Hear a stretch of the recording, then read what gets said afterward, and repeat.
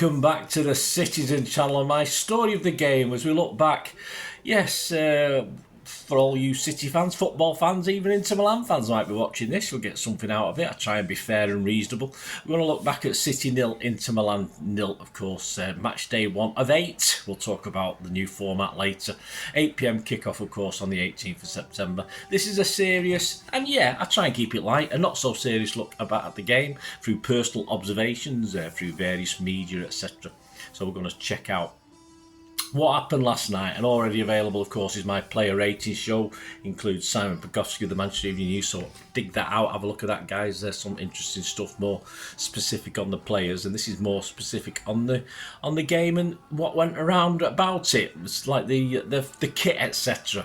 Right, if you are new to the channel, push that subscribe button, push the bell notifications, everything City past, present, and if you know, I always do film and TV stuff as well, so if you're interested in that, this is all about football today, but if you like your film and TV, check out all the YouTube channel, guys. Lots of different things, and we do have memberships at the moment. If you want to support me, that'll be very, very welcome. Just 99p a month, you get early access to all my City stuff, including dozens and dozens of vlogs, history vlogs, that sometimes aren't published for up to a year or even more than a year. So you'll get immediate access to everything as and when I do it. So when I've recorded this, you get this, and you get stuff that won't be published for a long, long time. So if you can support me through that, guys, that'd be much appreciated. And even if you just give me a like, that'd be wonderful as well. And we do have sponsors. I'll have a quick word for them before we go. But we do also have sponsors of the channel. So your support is very welcome in that way as well, but we'll talk about that later if you're interested in anything like that. Right, let's get on with this game.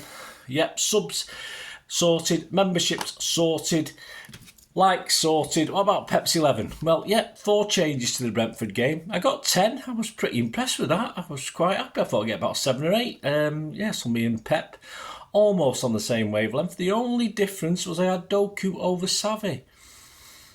Some might argue that was probably a better call. Who knows? Anyway, the City 11, Ederson, Lewis, Akanji, Diaz, Gvardiol, Rodri, De Bruyne, Bernardo, Savvy, Grealish and Haaland. On the bench, Ortega, Carson, Walker, Stones, Kovacic, Doku, Gundo, Nunes, Foden and McAtee.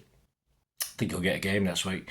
Inter 11, yes, let's see if I can pronounce these. Sommer, Bisek, Bastoni, Asabi, Damian, Augusto, Zielinski, Kalanglu, Barella, Taremi and Thuram. On their bench, Di Gennaro, Martinez, Dumfries, Steve Ridge, Martinez, Fratesi, Asiliani, Mkhitaryan, well, he used to play for United, didn't he? So I don't know how to spell his name. Pavard, there you go. Story of the game. I thought Inter started very, very well. A few little chances, but defensively we were okay. The first real thing I've got down was 19 minutes. Lewis crossed from the right, and Haaland rises high and looks as though he might, perhaps could have got it a bit better on target. It went goalwards, but straight at the keeper, who didn't have much trouble with it. 25 minutes, De Bruyne cuts back to Haaland, who sort of misses the ball altogether. I don't know what, I think he was trying to go with his foot when he might have gone with his head. Not unlike Haaland, he does that a lot, of course. It sails through to Savinho, who slices it, you know, like a flipping home pride piece of bread. Many yards left to target. Those two like bloody Laurel and Hardy, those two on that effect. Haaland was poor and Savvy wasn't much better. 29 minutes, Ederson races wide of his goal to stop a ball going out for a corner, which is fair enough, but his clearance though finds Taremi, who manages to loop it very quickly back towards goal from about 20 odd yards. Gvardiol manages to glance the ball out for a corner, but yeah, the shot was on target, but there was at least 2 or 3 City bodies in and around the box, and including Ederson, has sort of almost got back himself as well, so it wasn't quite as bad as it could have been. 33 minutes, Diaz is booked for a foul, which wasn't. It's Champions League. 35 minutes, Haaland spins on the edge of D, drags a shot towards a bottom corner. Yes, Sommer was just flat-footed, he couldn't do anything about it, and the ball sort of p-rolled and bobbled just inches wide of the post right in front of us in the south stand. Plus an extra minute, I think, and in that time Augusto had a good chance, actually, from a tight angle. Ederson managed to block it with one of his legs. He seemed to get his legs mixed up, but he managed to keep it around the post. And then from that corner, just before half-time, Borelli volleyed it over when he perhaps should have done a little bit better. So 0-0 at half time. Certainly Inter with a better team as far as the unit was concerned, as far as playing. We were a little bit bitty. But yeah, so no doubt. I wouldn't say they deserved perhaps to be in the lead or anything, but they were certainly well organised and better organised than we were. Second half, of course, 2 changes. Pep's doing a lot of half-time changes, isn't he? De Bruyne and Xavi off, Ilkay and Phil Foden on. Possibly an injury and tactical, that one. It's definitely one injury, I don't know about the other one. 69 minutes, Foden down the inside left, slammed his shot straight at Sommer. Perhaps he could have done a little bit better with that. That followed some good play, some good interplay in and around the box from Grealish and Gundogan. A bit disappointing for Foden. 76 minutes, Mkhitaryan, is that what he's called? Shoots from yards, but somehow clears the bar. He used to play for United, but obviously likes us, doesn't he? The case for the defence, so the ball was probably rising when he hit it, so I'll let him off with that one. 79 minutes, Foden rolls it across for Guardiola, who places a nice shot towards the bottom right. That's reasonably well saved from Sommer, who parried it out. 80 minutes, Bernardo made way for Jeremy Doku. 86 minutes, Rodri has a crack from 25 yards. This one flies well wide left. Pass it, Rodri. Remember the force. That's what you got to do. Pass it into the goal, mate. That's what you did in the final. Just remember that. Don't try and do your Rodri's rockets. 89 minutes, Guardiola puts a cross in. Gundogan meets it, planting his header straight at Sommer, though, from 8 yards. A foot either side. It's a goal, and the game's won. He only had about 6 yards or 6 or 7 yards of the goal to head at, didn't he? But, flipping heck, a moment of glory gone. And another moment of glory passes us by. 90 minutes plus 4, Doku crosses from the right this time, and Gundo launches himself at the ball, heading it over the bar from about 6 yards. Another chance for glory missed. Not as easy. I mean, it's still disappointing, though, for me. Have the goals shrunk since he last played in the Premier League? I'm not too sure. It was a game we could have won at the death. Deservedly so? Probably not. But, hey, that's what cup football's all about, even when at this league status. But a draw was possibly fair to both teams and not a total disaster, which means a little summing up of this. Yeah, we wouldn't be playing teams like Inter Milan in the old style of the Champions League, because you wouldn't get the Italian league winners playing the English league winners. It's as simple as that. So we've had a very difficult starting game that wouldn't have happened under normal circumstances. And also what won't happen under normal circumstances is we won't be qualifying for this round of 16 after 3 games, which we have done before, or more or less 3 games, certainly 4 games.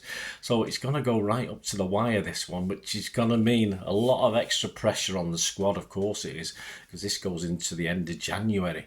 And of course you might not be putting that top 8 position to bed, to match 6, 7 or even 8. So yeah, I can understand the logic behind it, but as far as pressure on City's concerned and Pep and the team, it's an incredible pressure, this, and we're going to have to pick and choose what we're going to go for, I think, this season, even more so because of this, and it is a bit of a worry.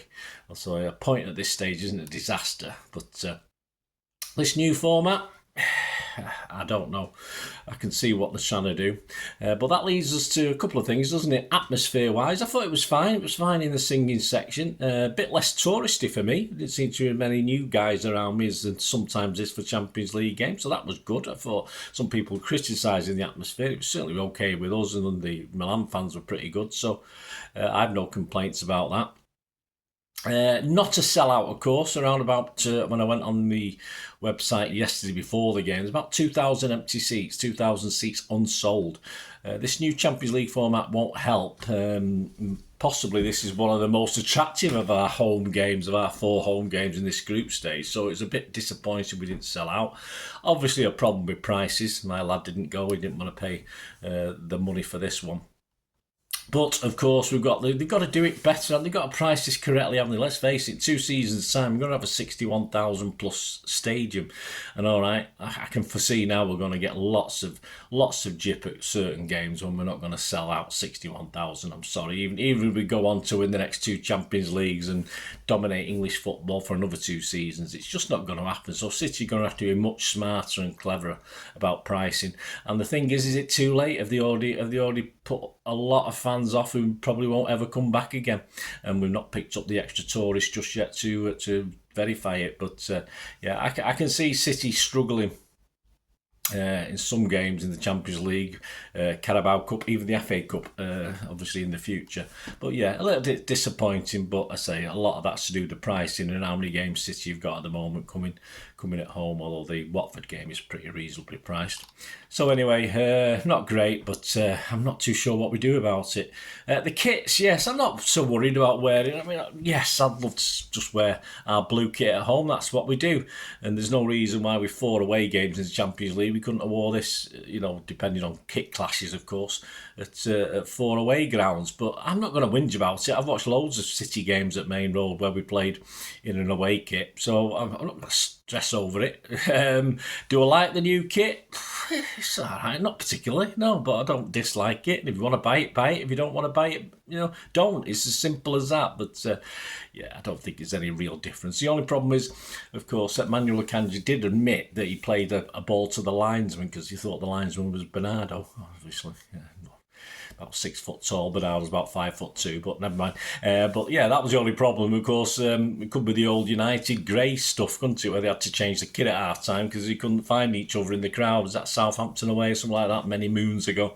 So that's the only problem. Kanji admitted he did misplace a pass because he thought the liner who was wearing yellow, although it was more likely with that other kit, isn't it, was Bernardo. But hey, that's a separate thing, of course, but we'll have to sort that out. That is a problem. You might not see this kit again if it's decided it's not right. So there you go, guys, a quick sum up and in and around the game. The XG, my thanks to @XG Philosophy on X. 2.32 approximately for City. It does vary depending who you look at. So pretty disappointing. No goals from that. And 0.6 from Milan. I thought that might have been slightly higher than that. I remember a couple of pretty good chances, to be honest with you. So 2.32 for City, 0.6 for Milan. Stats for City: shots 22-5 on target, 13 from Inter, 4 on target. We had 60% possession, passes 651 to 437. Our accuracy of passing 91%, which is good. That's usually our highest that we do. 85% for Milan. Not a lot of pressing from Milan, was it? But as a defensive unit, they did very, very well. Fouls 12 from us, 9 from them. That's unusual. 1 yellow for us, which shouldn't have been really. Offsides 2 for us, 3 for them. Corners 4 for us, just 3 for them. And in the table, with 12 teams still to play on Thursday night, because they're shite, probably. I don't know why the reason we play. Obviously, we have to play Tuesday, Wednesday, Thursdays now in the Champions League. It makes our little song a little bit disappointing, doesn't it? Now it doesn't work so much now, does it? But with 12 teams still to play, we're sat 13th, so there's a possibility we'll be definitely down into the bottom half of the table in 18th, 19th position by the time all the other teams have played. But we'll see.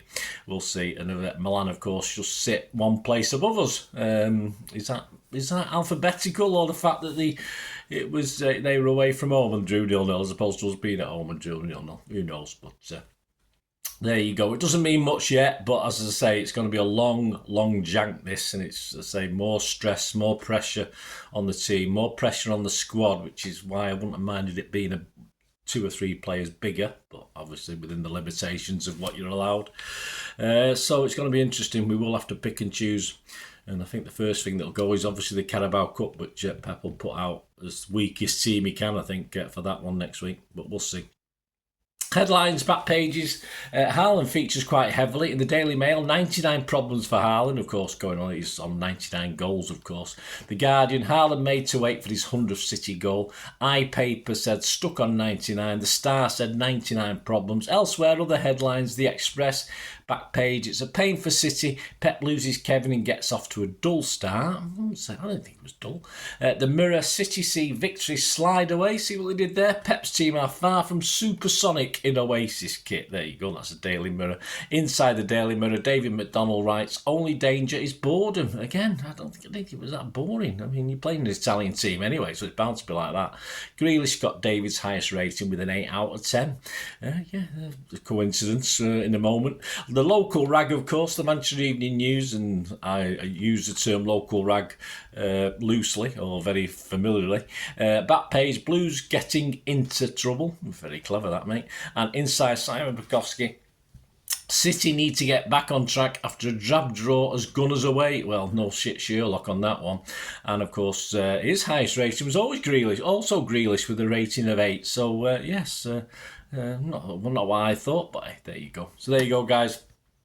Let me know your thoughts on the story of the game, any comments. Let me know your ratings as well, your thoughts. Check out my Peps ratings, Peps 11 for the upcoming Arsenal game. Check out my player ratings for this game, a bit more specific on the players. And also already out there, of course, is the City 130, which is a look back at City against Arsenal. Back in time and up to now. So obviously everything from, Joe Mercer, a legend for Arsenal, a legend for City, including up to people like Arteta. I don't know what he's got to do with anything, but let's beat him anyway. So keep your eyes out for that, guys. Great to have your support, as I said. We do have sponsors at the moment. Just check the description below. There's a link there to an eBay shop for Piat 6505 who sell movie posters and DVD. So if you get on there, guys, give them your support like they support the channel, Piat 6505. And if you do mention me, if you do place an order with them, just mention me and you'll automatically get a 10% refund on the order, whatever your order amount is. So if you spend 20 quid, you'll get 2 quid off straight away. And they dispatch within 24 to 48 hours. So my thanks to them. My socials are on screen. If you want to support me going forward, you can support the Citizen channel and the film channel. You can do both or just either or. Doesn't matter. Just let me know and we can have a chat about that. So I hope you enjoyed this, guys. Hopefully I'll see you very, very soon. Lots of vlogs coming out, of course, now as we have a busy week or two before another international break, of course. So stay tuned and let me know your thoughts. Hope you enjoyed this anyway, you City fans, Milan fans or football fans in general. Just let me know. It'd be great to hear from you.